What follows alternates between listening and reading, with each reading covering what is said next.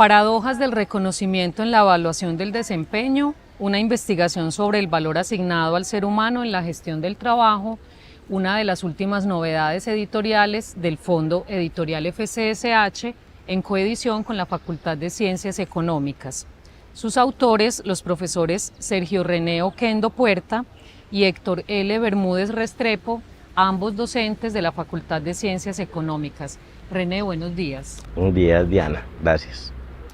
Bueno, este es un libro sobre el reconocimiento y me parece que no en vano inauguran ustedes la discusión en un primer capítulo con un epígrafe de Sigmund Freud que quiero leer y dice: lo mismo que en la infancia, el yo se cuida de arriesgar el amor del amo, siente su reconocimiento como liberación y satisfacción y sus reproches como remordimiento de la conciencia moral. Podemos deducir, ¿cierto?, de la expresión de Freud, que el reconocimiento es un factor vital para los sujetos y que tiene lugar además en todos los vínculos. Este libro se ocupa especialmente de pensar los vínculos en la empresa, los vínculos laborales. ¿Qué lugar tiene allí el reconocimiento? Claro, el reconocimiento tiene un lugar privilegiado en la vida de los sujetos. Todos demandamos reconocimiento, termina siendo un acto, una demanda del sujeto para construir su individualidad.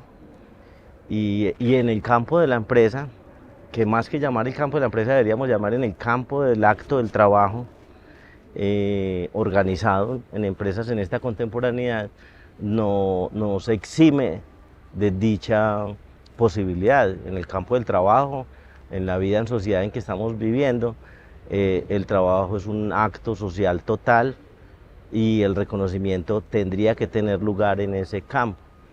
Tendría es porque no necesariamente está en las actuales condiciones. El trabajo que hacemos es de alguna manera audaz porque trae una teoría filosófica a un campo empírico concreto como es la empresa y como es el trabajo.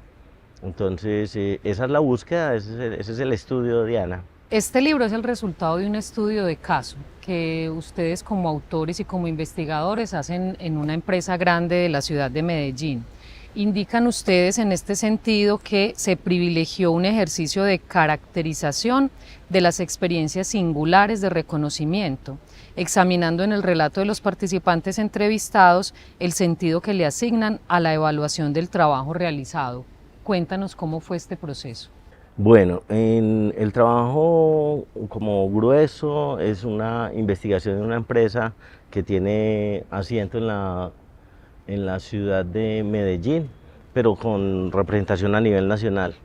Una empresa grande del sector energético y al ser una empresa grande había que aproximarse a una cierta representatividad de lo que implica esa organización, pero desde la voz de los trabajadores. Y no solo desde la voz de los trabajadores, sino desde los sentimientos profundos, a partir de las narrativas que ellos expresaban acerca de la experiencia, vivencia y sentimientos, resultado de un ejercicio particular donde se encuentra un trabajador con poder y un trabajador que no necesariamente tiene poder, que es el subalterno, a ser evaluado. El puente con el reconocimiento además es porque hay una distinción entre evaluar, calificar o reconocer, valorar. Entonces por eso teníamos que acudir a un espacio y teníamos que acudir a los sentimientos de los trabajadores. Ahí tiene como lugar el estudio y dar cuenta de cargos directivos, cargos operativos, cargos medios, jefes, porque los jefes también son evaluados, también viven presiones por la evaluación o la calificación. Entonces el ejercicio es un ejercicio de prácticamente 5 años de trabajo y hay que decir que hay una prueba piloto. Hay una prueba piloto que termina siendo más importante incluso, o si uno se pone a pensar que nos dio muchas luces, que el mismo estudio de caso, que es 100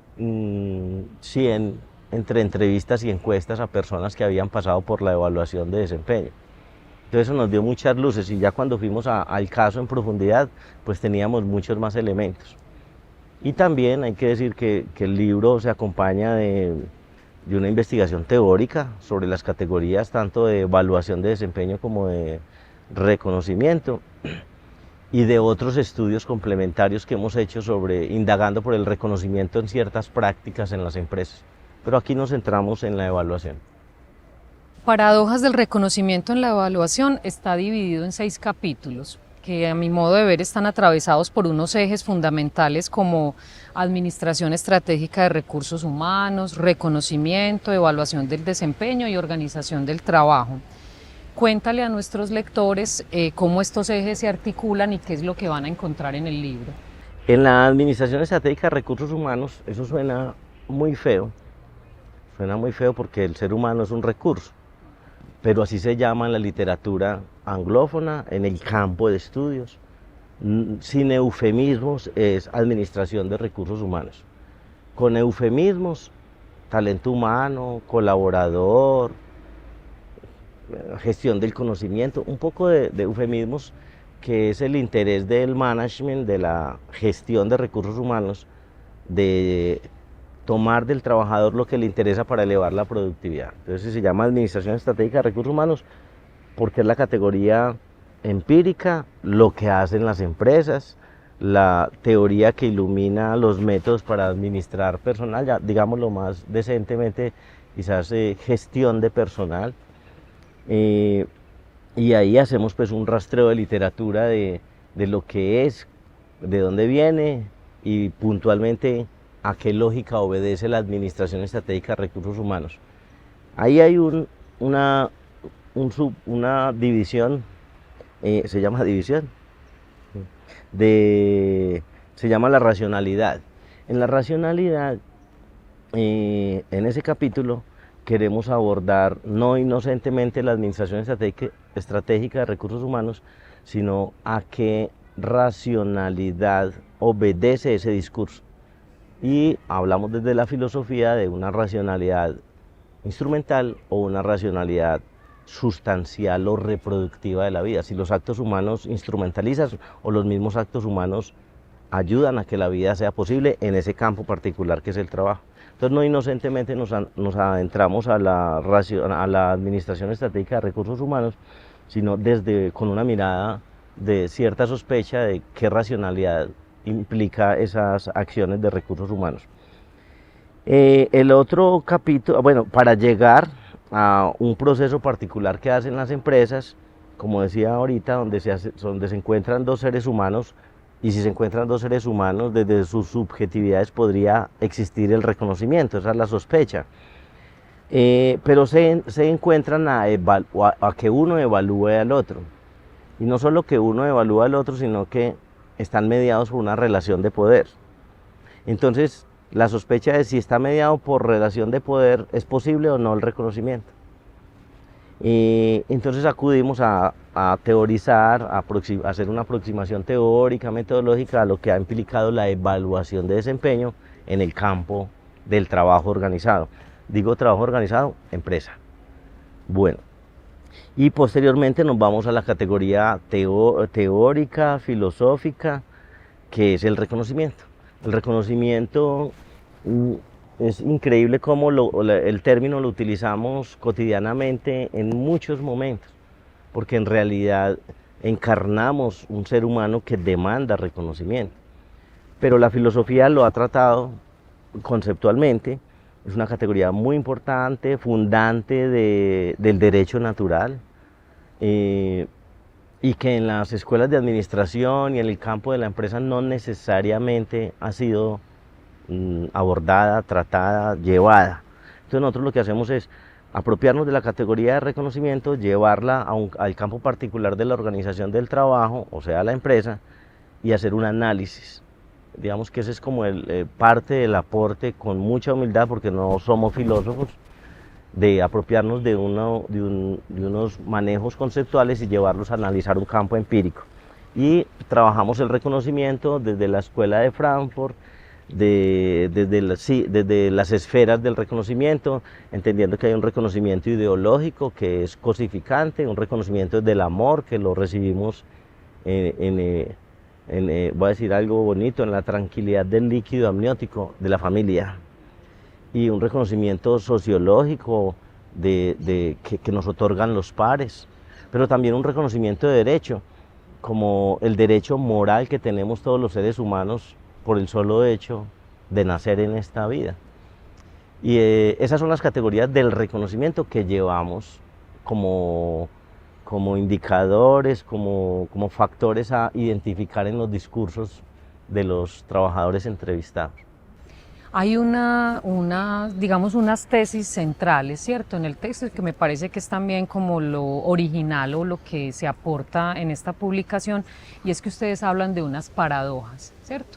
Si bien hay un reconocimiento, hay un sujeto que demanda ese reconocimiento y se supone hay unas condiciones, digamos, en ese acto laboral para ejercer ese reconocimiento, hay cosas allí que suceden y que ustedes dicen son paradójicas, que además hacen parte pues del título, ¿cierto? Son una categoría muy importante. ¿A qué se refieren esas paradojas? ¿Cuáles son? Yo creo que antes de ir allá, Diana, como en la secuencia, íbamos en esa parte teórica y abordamos en la parte del estudio de caso, que es lo metodológico. Los resultados del estudio, antes de llegar a la paradoja, arrojan que efectivamente hay experiencias de reconocimiento en ese ejercicio particular de evaluación. O sea, sí encontramos, y sí encontramos bajo unas condiciones. Y no encontramos, y fue lo que más encontramos, no fue un estudio cualitativo, pero hay una carga más de testimonios de no recibir reconocimiento o de recibir menosprecio en ese ejercicio particular.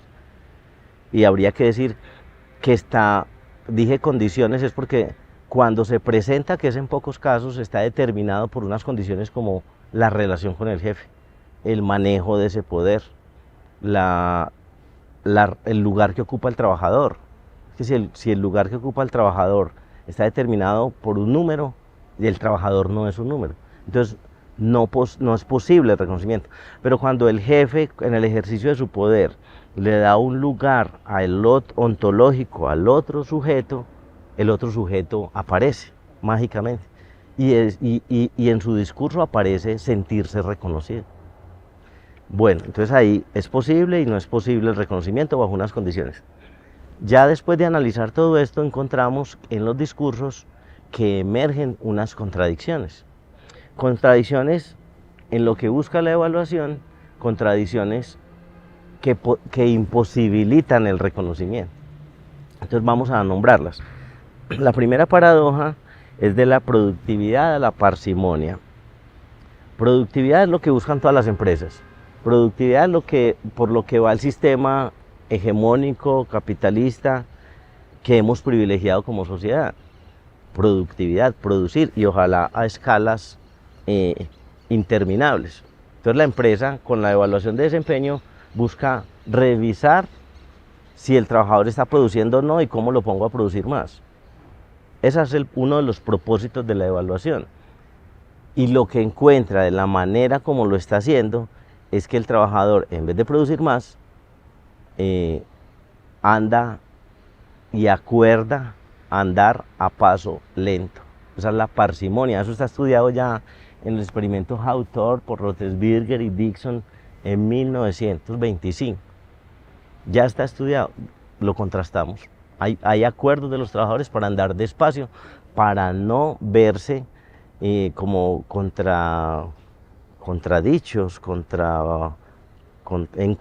no encontrarse o contrariarse es la palabra con esas lógicas de evaluación. La segunda es que las empresas y el estudio de caso que hicimos, una empresa muy seria con un interés muy genuino de invertir, de hacer algo por la humanización del trabajo. Eso hay que reconocerlo. Sin embargo, las lógicas internas son paradójicas. Y nombra el ejercicio de evaluación como un acto de conversación, donde desde la teoría del reconocimiento sería posible encontrarse con el otro. Pero el trabajador encuentra que cada vez que habla con ese jefe, cada vez que va a la evaluación, se siente crucificado, se siente sacrificado, se siente que ese jefe no lo escucha, se siente que es lo que el jefe diga por el ejercicio de poder. Entonces, más bien, en las próximas experiencias de evaluación se va a silenciar. Se llama el mutismo, la llamamos así. Se silencia porque él se va a sentir que si habla, él mismo se está clavando el puñal, entonces mejor no habla. Entonces, la práctica conversacional que la empresa promueve como actos para que se encuentren a dialogar, termina en monólogos por parte del jefe. Y tengo que hacer una claridad metodológica, que estoy hablando como generalizando, es un caso, pero tengo que también acudirme a la bella Humelia Galeano, que nos enseñó que un caso puede dar cuenta de muchas voces silenciadas, y esa es la potencia del estudio de caso en profundidad. La tercera paradoja yo la llamamos solidaridad, pero en realidad lo que las empresas no buscan, las empresas no están buscando solidaridad, ni el sistema económico está buscando solidaridad, está buscando trabajo en equipo, como una metáfora del fútbol americano, porque los equipos de fútbol son de rendimiento, de alto rendimiento, trabajan en equipo, entonces los llevamos metafóricamente a la empresa, los llevamos un discurso prestado de los grupos competitivos, y con las acciones que están haciendo, entendamos trabajo en equipo donde se busca como cierta cooperación y solidaridad entre los actores. La categoría sociológica es solidaridad. Entonces nosotros le llamamos de la solidaridad que se quisiera para elevar la productividad, lo que estamos haciendo es calificando a los individuos, a los sujetos, a los trabajadores, al actor del trabajo individualmente, y poniéndolo a competir con el otro, el mejor resultado, el mejor premiado, el más calificado, el que sí pudo, el que más vendió. Entonces está hiper individualizando. Entonces no conseguimos ni el desempeño, o un desempeño de unos y una desmoralización del otro, que ahorita vamos para la otra paradoja. Entonces esta es de buscar trabajo en equipo, encontramos es la hiperindividualización. La cuarta paradoja es que la evaluación debería ser un acto de valoración, y al ser un acto de calificación, incluso de descalificación, de ello trabajar un año y al final del año tener un número, quedan por fuera todo el mundo simbólico, toda la amplitud ontológica, el universo singular que es cada ser humano en un número. Y el ser humano no es inocente, no se siente representado en un número. Entonces nosotros decimos que en vez de valorar la evaluación, reifica. Reificar es un término de la filosofía, también de Axel Honneth, que se llama cosificar. En el número estoy cosificado, no estoy valorado. Esa es la otra paradoja. Y esto está pasando en el mundo de las organizaciones. Es muy común encontrarlo. La paradoja quinta es de la motivación a la desmoralización. Para nadie es extraño que las empresas necesitan ganarse la motivación de los trabajadores para que el desempeño se eleve. Y lo que se está consiguiendo es la desmoralización. O sea, ese sujeto moral y su forma de representarse reducida a un número le implica a él más que motivación para seguir trabajando, es desánimo completo. Él pone en juego su alma ahí, su alma desmoralizada. La última paradoja es que es muy interesante si analizamos que las empresas ahorita con el metaverso, con la tecnificación, con la semiotización de la sociedad y la tecnificación, entonces están poniendo al servicio de la productividad los software para que administren recursos humanos. Pero quizás a esa no la jugamos, nos jugamos a producir por un algoritmo. Pero cuando vamos a evaluar, no es el algoritmo el que me evalúa, es la subjetividad arbitraria del jefe la que entra en juego ahí, en juego incluso con el algoritmo del software que califica, es el jefe el que pone. Y con ese jefe, dicen algunos testimonios, nunca tendré cómo ser bien evaluado, porque es su voz contra la mía en el ejercicio de poder. Esas son las paradojas que encontramos, y yo creo que dan muchas luces también para que el mundo de la empresa se piense con otras ciencias, con las ciencias sociales y humanas, con categorías como esta que nos aporta la filosofía y que aportemos. Yo creo que ningún jefe tiene en su consciente ser inhumano, pero en sus actos sí. Y sus actos quizás obedecen a una lógica hegemónica, voy a decirlo así, que le pega a un inconsciente que ama el poder y ama el egocentrismo. Entonces la historia queda como distorsionada. Ahí está para que lo lean. ¿A quién va dirigido este libro? ¿Cuál es el público? Pues inicialmente a esos jefes de recursos humanos, pero es que el jefe de recursos humanos no es el jefe del área. ¿Cuántos tenemos en nuestros roles ser jefes? En cualquier tipo de organización, en la misma educación. Y cuando somos jefes tenemos personas a cargo, y cuando tenemos personas a cargo se nos olvida la persona por la tarea. Entonces yo creo que a muchos profesionales que asumimos cargos de poder, de tener personas a cargo, obviamente a las empresas que tienen la tarea directa, a los jefes de recursos humanos, y yo creo que queda una tarea aquí por hacer en la educación. El texto de alguna manera aporta elementos y creo que una segunda etapa es hacer un estudio de caso de las prácticas de evaluación en la academia, porque también son calificación, pero a profesionales que les interese la dirección de las personas. Muy bien, los invitamos entonces a leer Paradojas del reconocimiento en la evaluación del desempeño, una investigación sobre el valor asignado al ser humano en la gestión del trabajo. Es un texto que hace parte de nuestro catálogo en acceso abierto y que puede ser consultado desde el repositorio institucional de la Universidad de Antioquia. Sergio René, muchas gracias. Gracias a vos, Diana, y al fondo un reconocimiento por el trabajo impecable.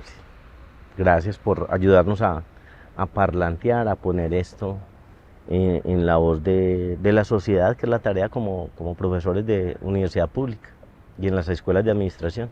Gracias, Dianita, por el trabajo.